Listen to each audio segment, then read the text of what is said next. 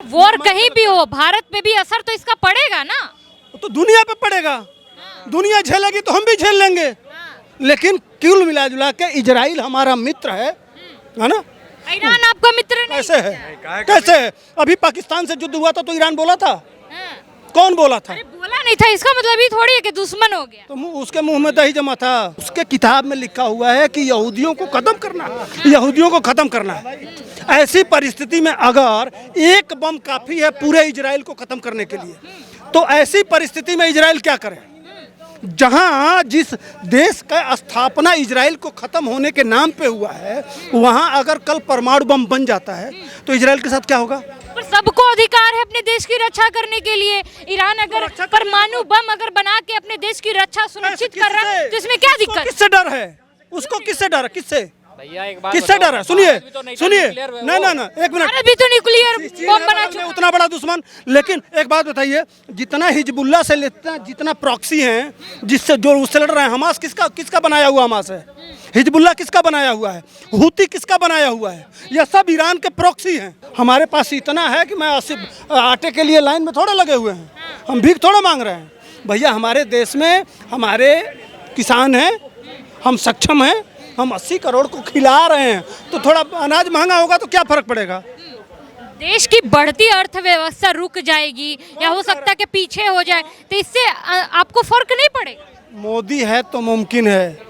अभी मिला है ना हमको तेल का बहुत बड़ा वो मिला है, हम भंडार मिला है। अब 20 ट्रिलियन की इकोनॉमी होने जा रहे हैं, 20 ट्रिलियन की। मालूम है आपको? हाँ, अंडमान निकोबार में मिला है। तो अब जब हम 20 ट्रिलियन की इकोनॉमी हो जाएगी, माने मतलब चीन से आगे, तो डर किस बात का है? यूपर वाला खड़ा है ना। मोदी जी ने राम मंदिर बनवाया ना, तो भगवान राम देंगे नहीं? देंगे नहीं? दे रहे हैं ना। यूपी में भी मिला है, बलिया में 7 जगह तेल मिला है, 7 जगह, और पूरे देश में मिला है, ठीक ना। तो राम मंदिर बना है, सहरसा, सुपौल, वो मिलेगा नहीं?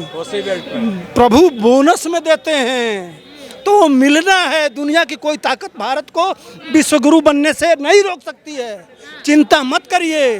डोनाल्ड ट्रम्प जिस तरीके से चाह रहे हैं कि ये जो कॉन्फ्लिक्ट है वॉर में बदले, उसके बाद तो भारत पे भी इसका असर तो पड़ेगा ही। वॉर कहीं भी हो, भारत पे भी असर तो इसका पड़ेगा ना। तो दुनिया पे पड़ेगा। दुनिया झेलेगी तो हम भी झेल लेंगे। लेकिन कुल मिला जुला के इजराइल हमारा मित्र है ना। ईरान आपका मित्र नहीं? कैसे है? कैसे है? अभी पाकिस्तान से युद्ध हुआ था तो ईरान बोला था?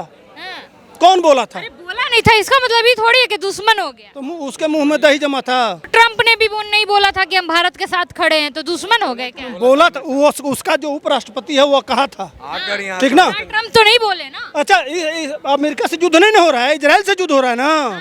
तो इजराइल बोला था ना कि हम भारत के साथ है और भारत को स्वतंत्र रहने का अधिकार है।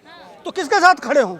अभी गुजरा है ना, तो मित्र का मित्र है जो हमारे साथ खड़ा था। अटल बिहारी वाजपेयी के समय भी सारा सामान उपलब्ध कराया था। जब भारत पे आफत पड़ी है, सेना को जरूरत पड़ी है, तब इजराइल हमेशा उपलब्ध करा, सब चीज़ उपलब्ध कराया है। तो किसके साथ देश खड़ा हो? एक बात बताइए, आपको मतलब इतना दिक्कत क्यों हो रहा है? अगर हम लोग इजराइल का सपोर्ट कर रहे हैं तो हमने तो पैलेस्तीन की भी मदद की है। आपको पता होगा पैलेस्तीन ने सबसे पहले इजराइल में हमला किया था, ठीक है। तो उसके बाद इजराइल ने 48 घंटे का समय दिया था सिविलियंस को। ऊपर से पर्चियाँ, वार्निंग लेटर्स भी गिरवाए थे कि हम यहाँ अटैक करने वाले, रिटेलिएशन होने वाला है, जितने सिविलियंस हैं वो उस जगह को खाली कर दे, ठीक है।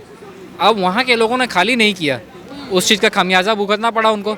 उसके बाद C-17 ग्लोब मास्टर जो हमने अमेरिका से लिया है, वो सबसे पहला डिप्लॉयमेंट उसका यहाँ पे रिलीफ पहुँचाने के लिए हुआ गया है। पैलेस्टीन और गाजा में जो अटैक हुआ उसका रिलीफ पहुँचाने के लिए भारत ने ही सबसे पहले C-17 ग्लोब मास्टर चलाया है, की भी मदद, ठीक है। टर्की में भूकंप आया, गद्दारी कर गया, मुस्लिम देश है, वहाँ भूकंप आया था, सबसे पहले पहुंचे थे। लेकिन ये गद्दार कौम है, मैंने सबसे पहले कौम को बदनाम मत करिए, पूरे इस्लामिक देश को बदनाम मत करिए। मैं इसे क्यों कहूँ, क्यों नहीं कहूँ? नहीं भैया, तो एपीजे अब्दुल कलाम को आप क्या बोलोगे? इंडिविजुअल हुआ, पूरी कौम को देखिए, पूरी कौम को गलत बोलना ये गलत है। देख लीजिए, हमारे देश के साथ लोग नहीं खड़े थे। एक बात जान लीजिए, जब जरूरत पड़ी थी ना पाकिस्तान, असदुद्दीन ओवैसी ने खड़े होके मंच में बयान दिया जय भारत। तो जिसने किया है उसका, फिलिस्तीन के भी नारे लगाते, वो तो उनके देखो क्या होता है, चलो मैं आपको बता देता हूँ। संसद में भारत माता की जय क्या आवाज नहीं उठा उनसे, भारत माँ की जय नहीं उठी, बट उठा तो क्या फिलिस्तीन की जय। उस समय जो था दैट वाज इंटरनल थिंग, ठीक है। इंटरनल जब कॉन्फ्लिक्ट होता है तो इंटरनल कॉन्फ्लिक्ट्स में पॉलिटिक्स करना पॉलिटिशियन का काम है, वो करेगा ही करेगा, ठीक है। रिलीजियस मामले में नहीं बोलता है। सहमत है आप इनसे? हाँ नहीं पर जब देश की बात आई तो वो खड़ा होके उसने जो खड़े होके उसके और उसके भाई दोनों ने नारे लगाए हैं जय भारत के। Listen, I अगर will tell दिया you, I है will तो tell you. I will respect it, अगर नहीं दिया होता है तो मैं जरूर उस चीज की बात करता हूँ। This was a summer salt, you know what is the meaning of summer salt? जो आप जो है मौसम देखकर अपना सीन बदल लेते हैं, ठीक है ना, और मिजाज बदल लेते हैं। तो जब उन्होंने देखा, असदुद्दीन ओवैसी साहब ने देखा कि हमें जो है यहाँ के मुसलमानों का वोट लेना है और मोदी जी के सॉफ्ट कॉर्नर में नहीं आएंगे तो बाहर से ऊपर से बांस होने वाला है, इस बात को भांप मुझे एक बात बताइए, गया, अगर कोई ये चीज़- समझे। तो यही चीज़ अगर बोलते थे- इसीलिए उन्होंने कहा कि ये मौका है कि हम जो है भारत की जनता का मिजाज को पलटने के लिए, अपने फेवर में लेने के लिए, हिंदू जो हमारे खिलाफ जो बोलते हैं, बिकॉज मैं हिंदुओं के खिलाफ बहुत ज़्यादा बोलता हूँ, इसीलिए उनका एक सॉफ्ट कॉर्नर लेने के लिए यहाँ पर पाकिस्तान के साथ जो वार हुआ है उस पर हम अपना स्टैंड चेंज कर लें। अब बताओ मुझे, अब यहीं पे अगर वो पाकिस्तान जिंदाबाद बोलते तो आप ये चीज क्या बोलते?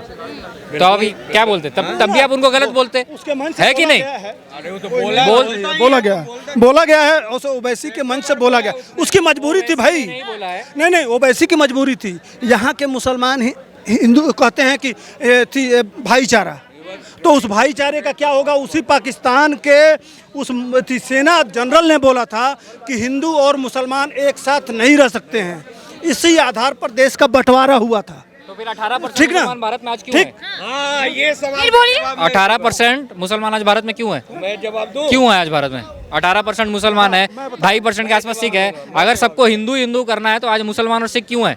मैं जवाब दूं? अगर हम तो सिख हमारे भाई हैं, वो तो नहीं, हमारे नहीं, तो नहीं, मैं तो कह रहा हूँ मुद्दे पे रहते हैं। क्यों है? हाँ, नहीं मुद्दे पे रहते हैं। मुद्दा ये नहीं है कि भारत में मुसलमान 18% क्यों है।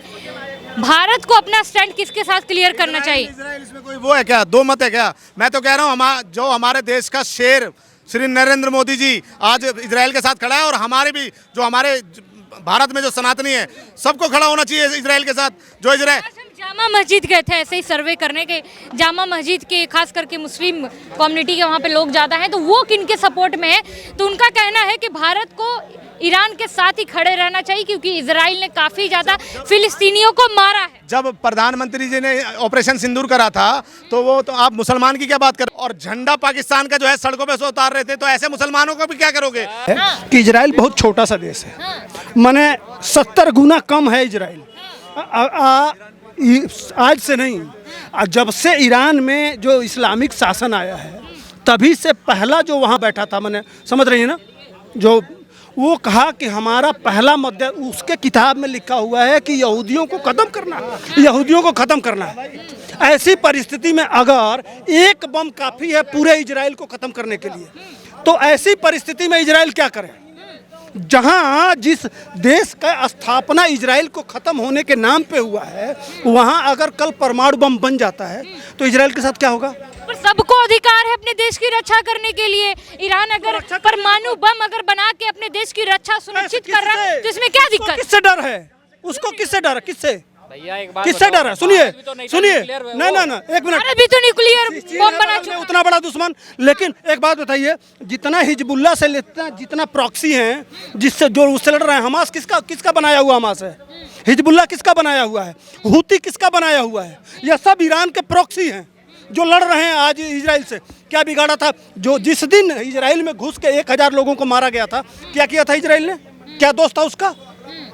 इजराइल ने भी तो मासूम फिलिस्तीनियों को मारा, इसमें उनका क्या कब दोष? मारा? सबसे पहले पहल किसने किया? पहल किसने किया? इजराइल शुरुआत ने इन लोग इजराइल शुरुआत ने इन लोगों ने किया। जब मजबूर हो गया, उसके घर में घुस के वही उद्देश्य था। तो इंसानियत तो वही अच्छा ना, जो एक थप्पड़ खाने पे दूसरा गाल आगे बढ़ाते हैं, महात्मा गांधी। चरखा चलाने वाला जा चुके हैं, अब चरखा अब नहीं है चलता है। अब यहाँ भारत के तो बहुत सिंपल मैं बता दे रहा हूँ, एक इसके हमारे बापू ने ज्ञान दिया था। बापू गए, बापू के आगे पीछे दो वाले चरखा भेज दीजिए ईरान, दो चरखा भेजवा दीजिए, गांधी जी का मान जाएंगे। भैया ने बोला जैसे मुसलमान जो है सबको आइडेंटिफाई करो। देखिए एक बुरा मुसलमान और एक अच्छा मुसलमान, ये बड़े भैया हैं, मैं मतलब सवाल पे जवाब दीजिए। इनका था कि बिजनेस के चक्कर में ट्रम्प बीच में कूदा है, आपका इसमें क्या बिल्कुल बिल्कुल मैं बिल्कुल मानता हूँ, मैं बिल्कुल मानता हूँ। देखिए वो एक बिजनेसमैन है, मैं इस चीज़ से सहमत करता हूँ कि वो सिर्फ और आग में घी डालने का काम कर रहे हैं। अगर उनको वो होता तो ये कहते कि भाई दोनों मदरसा कर लो और जो इसका बीच का एक सॉल्यूशन निकलता है। मगर ये समय है जब उसको पता है कि भाई वार से ही मेरे सारे भी आर्टिकल बिकेंगे, तो ये बेचने का काम कर रहा है इस मैं समय। एक और आपको तथ्य बता ये अमेरिका की पॉलिसी है, बहुत लंबी पॉलिसी है अपना दबदबा बनाने की। एक तरफ वो चारा डालता है कुत्ते को अपने पालने के लिए और एक तरफ दोस्ती का हाथ बढ़ाता है। तो ट्रम्प ने वही काम किया है